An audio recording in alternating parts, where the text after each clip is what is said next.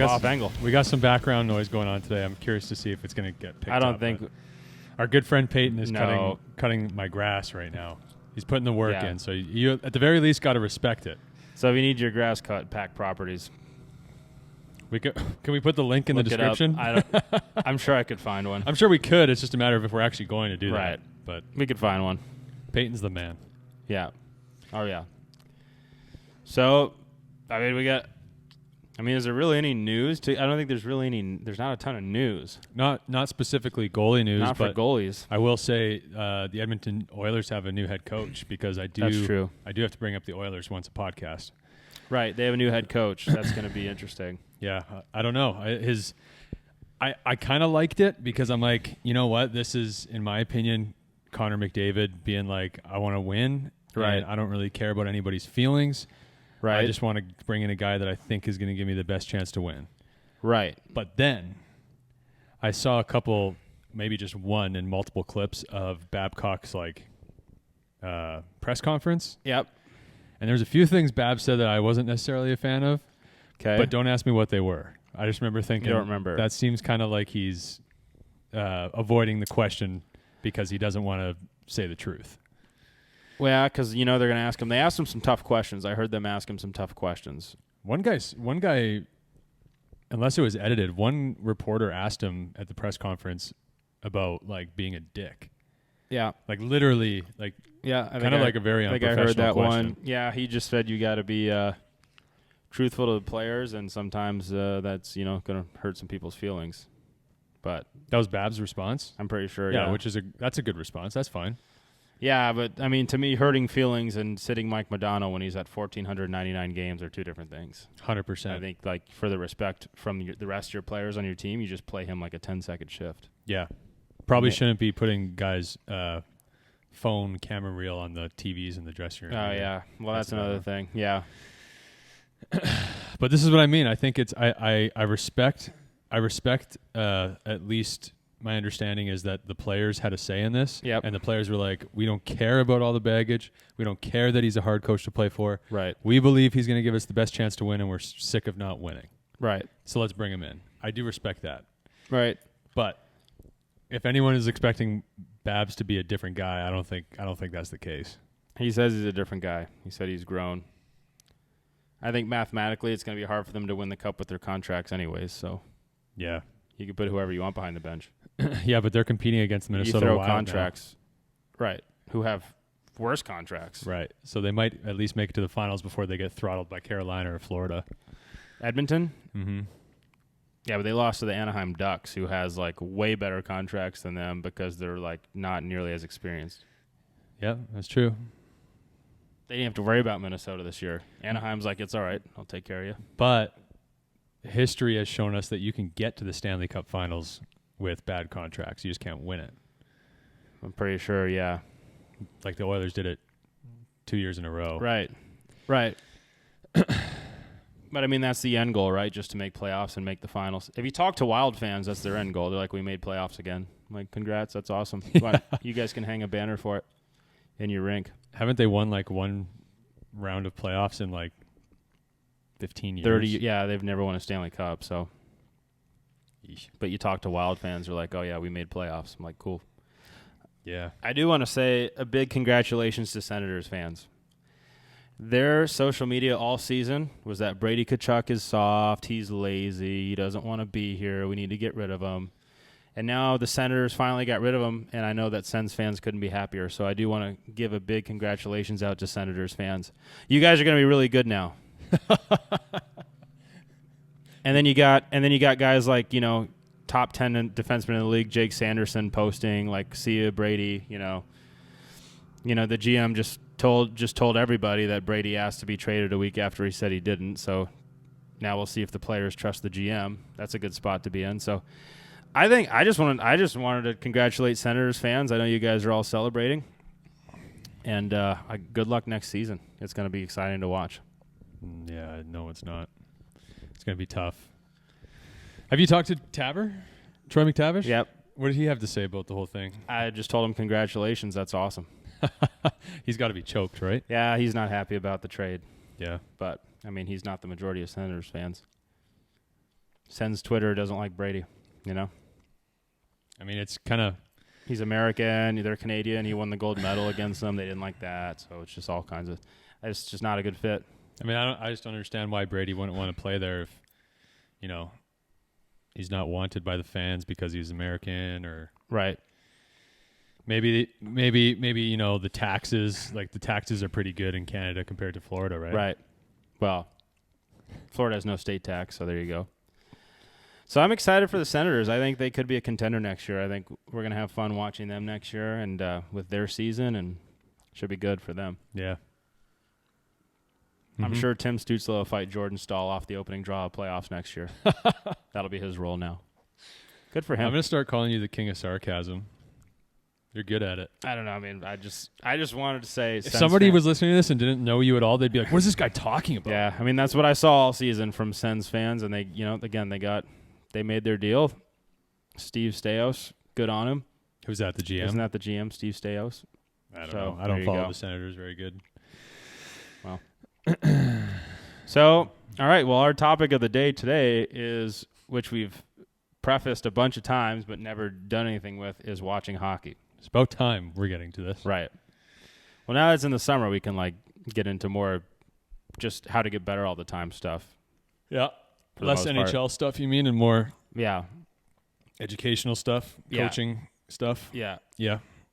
Well, how do we even start this one off? Because I know you and I both are very passionate about thinking it's important to watch hockey for your skill development. Right. 100% for your development, 100%. I think the first thing we should say is that it's summertime. You're like, there's no hockey on, but there is. I just went through the ESPN app and I found every game from random dates, like January 3rd. I could watch Panthers Rangers on January 3rd. I didn't know you could do that. I had like Mammoth San Jose Sharks on the screen. Sick. So if you have a favorite goalie, you can literally, and I think it's like $11, $12 a month. Mm-hmm. You can literally watch every single game from this NHL season. That's insane. I'm assuming maybe a couple blacked out ones, but they seem to all be on there because that's NHL's deal with ESPN. So they black out like your region? It's like we wouldn't be able to watch like national Predators or TV ones, but I think because you can't just go Oh. back on national TV and like TNT and pull a game up, I think ESPN has them now too. something. Huh. Okay, so no excuses in the off season either now. Yeah, and they have the games up there, some games up there from this season, like the best games, where it's like the commercials and breaks and everything are cut out, and it's just like one period after another. Oh, that's cool. That's much more efficient than going through every Right, than having to fast forward through TV offside timeouts. and Right. icing and timeouts. Those might be on there, but I think it's just the period. There's no like TV timeouts. And then you could always do what I used to do, which is just watch YouTube. Yeah, you just got to be Like, careful with that, though. 2014, I would find full games on YouTube and watch them. Okay, I'm glad you specified because if you just ended it at you can go watch YouTube, people listening might That just be doesn't like count. me and go watch Carey Price highlights. Right. I would find every full game of Carey Price's that I could Yeah, and watch it. yeah, 100%. So before you say, well, it's off season, there's no hockey to watch. There's a ton of hockey to watch. There's hours and hours, And for how much? thousands of hours. How much I money? think it's like $12 a month, but it's worth it. It pays. It's going to pay off. Well, I was just gonna say I think at some point while we're talking about this, we have to kind of put on a scale how important it is to watch, so that people can be like maybe you're someone who pays for like a strength coach or a goalie coach, Yeah. and we all know how much that all costs. Well, if it's like a stick and puck, it's like $15 to go on the ice for 1 hour. Right. This one, you're getting thousands of hours, as unlimited hours a month for that $15. Yeah, I mean, So think about that. that's pretty dang good. I would take that. Mm-hmm. And we got to put it. We got to put it on a scale. Where is watching hockey compared to other stuff? So what are you looking for when you're watching a hockey game? Like if you're like, okay, Well, I think I listen to this podcast and these Right. guys are saying it's good for me to watch a hockey game. Right. What are you watching? the first thing we say is it's incredibly important for your goalie development. But we'll go into where it is and why after. Mm-hmm. When you're watching hockey, you should be watching, obviously, the goalie. But you want to be watching intently. You want to be studying what's going on in the game. What is the situation? Is it a 3-on-2? Is it a 3-on-1? And basically, how is the goalie playing that situation? You also want to look at when there's a good save or even an easy save? What did the goalie do well that made that save possible? If there's a goal, obviously you want to try to evaluate for yourself what the goalie did wrong so that you can learn from it yourself and, try to not make that mistake in your game, and maybe think about why did they make that mistake? Why did they feel they needed to do what they did in that situation? Mm-hmm. You also want to think about, if the goalie makes like a crazy diving save, you can think, wow, that's a really cool save, but also think about what put the goalie in that position where they had to make a diving save like that. Did they misplay something that forced them to make a crazy save? Right. That's all things I like to look for. When the goalie is playing the puck, notice when they play the puck and where they play the puck and what they do in different situations when they're playing the puck. And then you can even notice what offensive players do too. Like, what are tendencies on the power play that teams have nowadays, players have nowadays? What are players looking for? When players get in different situations, what are they looking for? You can look at technique of how goalies do things. Mm-hmm. And then you can also look at how the defenders play. Like, what are the defenders doing that are helping or hurting the goalie? The main focus should be on the goalie, but I'm saying you can take all this in too. Yeah. So, Well, because you and I, we've spent multiple times, probably hundreds of times, we've looked at one goal against, and maybe 10 seconds within that goal happening, we can spend probably 10 to 15 minutes talking about it. Yeah, which we have multiple times before. Because we're talking about the why it went in, and what goes into that is what did the goalie do, what is the defending team doing, right. and what is the offensive team doing. And there's so many great things and also mistakes happening within that 10 seconds. Right. It's crazy. Like as a goalie, you're like, okay, what was I thinking in that 10 seconds that led to that happening? What was my thought process? Yeah. Yeah. I think you get the most from watching hockey by watching goals against, only because it's usually there's something that the goalie could have done to make the save. Right. So like if you're just watching all their highlight reel saves, I guess you could argue they're highlight reel saves because they made a mistake, so there's something there too. Yeah. But I think there's a benefit to watching, like you were saying, absolutely right. everything. Don't watch goalie highlights and say that you're watching hockey, because those are just like split-second moments that happen, and they're kind of crazy saves, and so you don't see what the goalie's doing the 98% of the time aside from those saves. Yeah. Like, you don't see all the easy ones where they just T-push over in a good position and it hits him in the chest. Yeah. Even though that's a really good save and the goalie put himself in the position to get hit in the chest, you're never going to see that, so you're not going to learn from that. Mm-hmm. You're gonna miss 98% of the game. Yeah. Even little intricate things like body language, hydration, stretching, all these different things. Yeah. Focus. Bobrovsky, I like to see what he does after he gets scored on, because he picks the puck up and hands it to the ref. Because he's already moving on to the next moment. Yeah.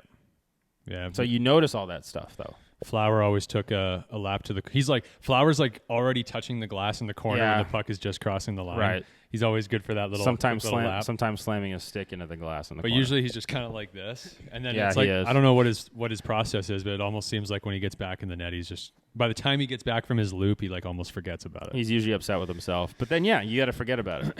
And then Holtby with the water bottle, although he does that whether he gets scored on or not. Right. He just shoots the water in the air. Which is kind of cool, because it's like, you're not allowing yourself to be like, oh, I just got scored on, I got to do something. You're mentally the same no matter what's going on. Which is probably the best place you can be. Probably. And what's the thought process there? It's like you're thinking about following apparently. What do you call it? One water droplet. It's like for his eyes probably, and a mental reset. Yeah, because you can't think about more than one thing at one time. I guess or so. more than I think I said that right. Yeah. Yeah. Yeah. Yeah. Maybe there's something to it. I don't know. But yeah, I think the biggest thing that you can, there's so many different things throughout the entire game, but in my opinion, the biggest thing is the goals against. Yeah. Because again, you can kind of look at it, and you can send these clips to your goalie coach or just discuss it amongst your buddies or whatever. Right. But you can pretty much look at every goal and, like I said, anticipate that there was something the goalie could have done, and then you can kind of try and figure that out. Yeah. Or discuss it with someone who's maybe like at a goalie coach or something. So there's that. You could, and then it's like on the same, I guess, other side of the same coin, if there's like a good save, what did the goalie do that allowed that to happen? Yeah. How'd they set themselves up for that? Yep. You know? That's the other side of the coin too, and there's a lot to pick up from that. You know, like I think over time when you watch hockey, you start to realize what a good save really is. You know? Like you might see a situation where one goalie A gets scored on because his feet were flat on a 3-on-1 rush and he didn't have a chance to get across the crease when the puck moved laterally. Yeah. But then you watch another clip of almost the same play and you see a goalie have nice flow back and he just goes back to his post, makes a save in the stomach. Right. Everyone in the building is kind of like, you know, that was an easy save. Light clap. Yeah. But then you as a goalie could be like, that was sick. Yeah, Like he did everything right in that moment. Right. And then sometimes you do everything right and you still have to make a crazy save. Right. That's just part of the position. And I mean, we talk about it all the time, how the best development is experience, reps, game action. By watching hockey, you're getting it through somebody else's actions, but you're still getting that experience by watching it. Right. That's almost invaluable. Would that be the? Yeah. It's. I wouldn't put it as the exact same as playing an actual game, because it's one thing to watch them do something, then take your own adrenaline and nerves and stress into a game and be that calm or do the same thing. Mm-hmm. But at least it can show you what you need to do. Yeah. And it helps your brain actually do it. 100%. You can also, another benefit would be, let's say you're a 13-year-old kid and you're getting scored on, or maybe just one time you get scored on by like a goal that maybe went short side just above your pad. And you didn't really like the goal, even though it was maybe a good shot, but you wish you would have had it. Tune into an NHL game and you can watch literally anybody potentially let in the exact same goal. Yep, absolutely. And then that can just give you like that a little bit more confidence in yourself. Like, okay, Vasilevsky, Saros, Hellebuck, all these guys also make mistakes similar to what I do. Yeah, I mean, that's the thing. That's the cool thing about NHL goalies, is that they make the same mistakes you do. I mean, they face all the same things you do. Yeah. You know? I mean, you said last podcast you're talking to a beer league goalie. You went up to him and you're like, good news is you're just like the NHL goalies. Yeah. Because he's feeling the same mental stresses or pressures. Right. So, what else? Well, so I think that's all the stuff you can watch. I mean, you can watch while you're eating dinner. You can watch while you stretch or something. It's totally up. You know, it's totally up to you. You just want to be intent and study it. Yeah, you could be anywhere nowadays. Like you said, the ESPN app. Yep. NHL app, I'm sure, has some stuff. Condensed games, probably. Not the same though. Not the same. Like you don't get the full game out of it. Yeah, I don't think so. But I got to look on the NHL app. But my point is, you have an iPhone now. And if you're too young for an iPhone, you probably have an iPad. Yeah, something. And if you're too young or just don't have an iPad or an iPhone, your parents definitely have a phone. Or a computer. So you could or a computer. You could definitely just be like in the car or really anywhere. Yeah. And if you're like, you know what, I got time. I want to make myself better right now. You can pick up a screen and watch. Yeah. But it's important to be a student of the game. You got to learn. Mm-hmm. And I think you know we've kind of gone over you know, when or how to do it a little bit.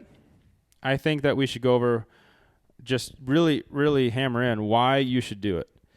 I think there's something that goes on in your brain when you watch a goalie at a higher level than you, that it almost like picks it up and it'll put it and translate it into your game. I can't explain it. I think it's got to be trust. But it'll do it. What's that? I think it's trust. What do you mean? Like, I think you're watching an NHL goalie do it, and you trust, whether it's conscious or not, that he's better than you are.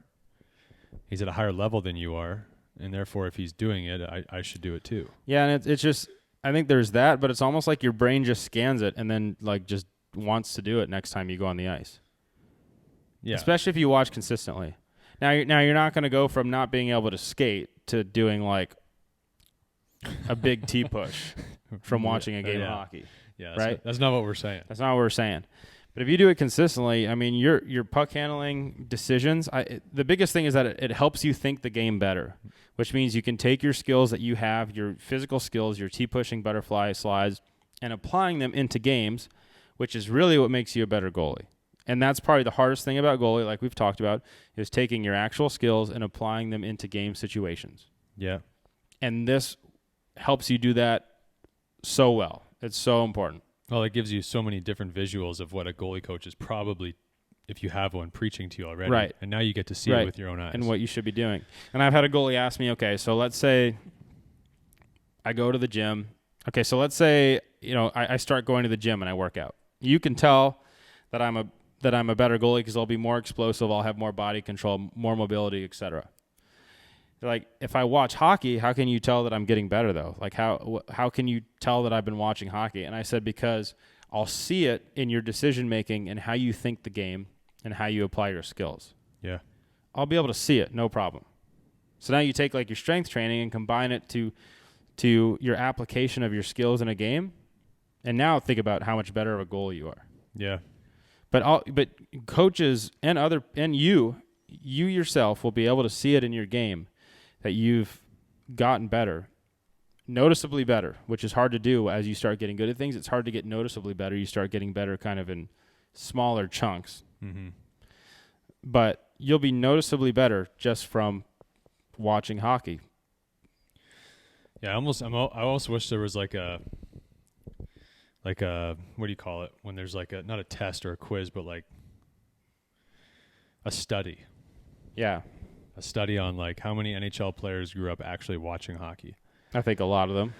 I would say probably majority of them. Majority of them. Because everyone I talk to, even at a pro level below the NHL, says they used to be obsessed with hockey. Yeah. We had a former teammate of mine, current of yours, sitting here a week ago, being able to tell us the previous Stanley Cup champions, right, for the last 50 or 60 years, right, and who they lost or who they beat. Right. You think that guy watches hockey? Yeah. So, and that's a pro hockey player. He does. He's a pretty good one. And too. he led the league in scoring one year. So yeah, take that for what it's worth. Yeah, I think, and what I meant, I'm not taking back what I said about trust. I think that's part of it, but another part of it too is also, and I think this is just like you're saying, you can't explain it. I just always explain it as the subconscious mind. You look up to people too. So yeah. if you're a child and you're 3 years old and your dad is doing something, you want to do it because your dad's doing it. Right. I think it's very similar. Yeah. Situation when you're watching an NHL goalie do something. Yeah, I agree. Which is why you see guys that we've talked about before, like Carter Hart, who jumps like 60,000 feet in the air. Yeah. Just like Braden Holtby does. Right. And then you see Dustin Wolf do the same thing because, I don't know, Holtby or Hartsey does it. Right. No, I agree. And that sparked a thought, which is, I think a good note to take away from this too is when you're watching hockey, don't try to copy how the goalies are doing everything. You want to try to copy their thought process of, okay, I'm in this position for this reason because this is happening. But if I tried to go across sideways with full splits with like both my groins touching the ice like Jonathan Quick, I would dislocate both my hips. Like I'd be done. I thought you were going to say I would get scored on high, but you went to the dislocated hips. Right. I like that. Okay, I'd probably get scored on high too. Both could happen. But so the point is I can say, okay, why is Quick doing this? And then how can you want to take your game and say, okay, that's how he's playing this. How can I put this into my game with my style? I'm glad you brought that up. I'm glad that thought was sparked because it's a really good point. Like you might be a fan. You might live in Montreal. Yeah. And be just a huge Jakob Dobish? Yeah. Is that how you say his name? Jacob Dobish? I think it's both, depending on what language you're speaking. But you might not be the same style goalie as him. You might Right. not be the same size. You might not be the same style. Right. You might not Right. be the same level of skill. Right. So you might not want to exactly play like him. Right. But my advice to you in that point would be everything you just said and also watch all the goalies. Yeah. You know? And I would say a big thing is try to watch ones that are similar to your game too, because Vasilevsky's a 2-time Vezina winner, has crazy mobility where he's like doing the splits with his chest still upright. Yeah. But Hellebuck is also a 2-time Vezina winner, and I don't know if he can like touch his toes. put his feet. Yeah. Like he might be Yeah. able to pay someone to put his socks on. Right. Like he might have to. By his own admission, Yeah. he's like the least flexible goal in the NHL. Yeah. So, and he's got 2 Vezinas, but they both use their strengths. And so when you watch these things, you want to put them into your game, into your strengths. Don't try to copy. And I've done it before. Mm-hmm. I've tried to copy certain play styles where I'm like calm, and then I'll have like, you know, I've done it with some college guys in the stands too. You're like, I've tried everything, nothing works. Right. Right. And so because I'm trying to copy a certain style, these guys that are watching me are like, this guy's brutal. You just want to stick to your game your whole way through. Don't try. You want to pick up different tools, but apply them into your game. If you do that, that's another way you're going to get better. Yeah. I guess it's hard. So just so we're extra clear. Okay. What you're talking about is when you say style, your style, what does that mean? Because I feel like it's your individual body, your characteristics, and your abilities. Okay. Carey Price is different from Vasilevsky. Vasilevsky's like explosive, super mobile, sometimes all over the place. Carey Price is very calm and smooth. Mm-hmm. Yeah. You know, and they both stop the puck well. Okay. What if you're most relatable? I'm putting you on the spot here. Yeah, because you're not going to be exactly like anybody. I was going to say, you're totally different. Like every goalie. If you watch in the NHL, everybody's different. Yeah, there's not one goalie that's exactly the same. Right. You know, I can't think of. Right. And every goalie's got their own. But we try to take uniqueness certain it. principles and put it into everybody's game. Yes. So it's not so much that it's more the principles and the foundation. Yeah. That I think is a little bit more consistent across the board. Yeah. At least for like the top 30. Absolutely. Goalies, Yeah. You know?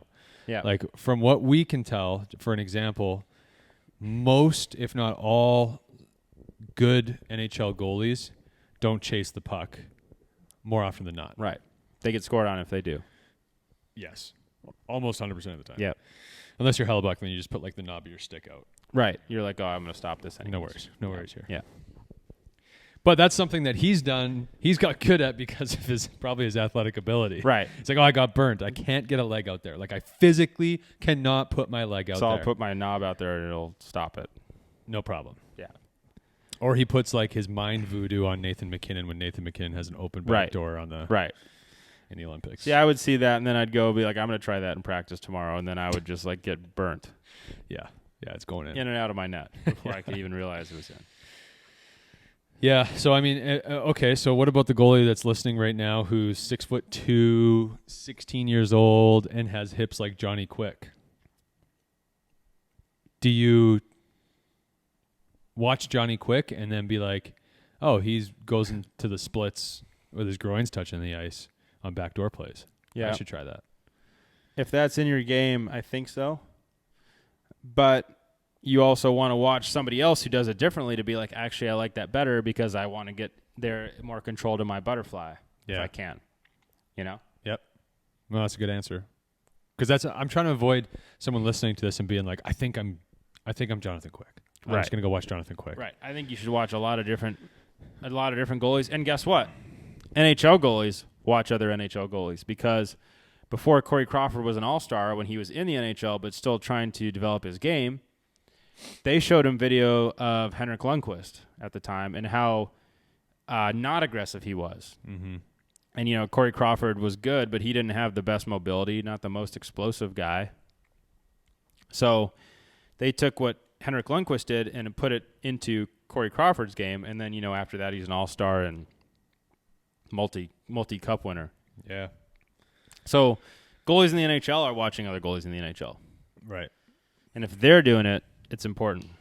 I mean, most of the guys that we think are like really good, obviously also have most of the foundation that we think a goalie should have. Right. You know? Yeah. But when I say we, I mean, this is because you've got two guys who've watched hockey for so long and studied the position of goaltending for so long that it's kind of, we've just kind of realized over time there's certain things that work. Yeah. You know? Yeah. And you can see, I mean, we can watch, you and I can sit there and watch a goalie play, like, stop 50 of 50, and everyone's praising him. And you and I might be like, you know, like. Yeah, there's times there's don't time really like that guy too much. There's you know? time, right. We don't like, or not that guy, but we're not really a big fan of his game. His game. It's not because we've studied the game and we know that it is not a consistent formula for success. Right. There were times where we'd make like a crazy save, and then we'd come back to the bench and just be like rattled. Yeah. Like I played that so bad. I got lucky.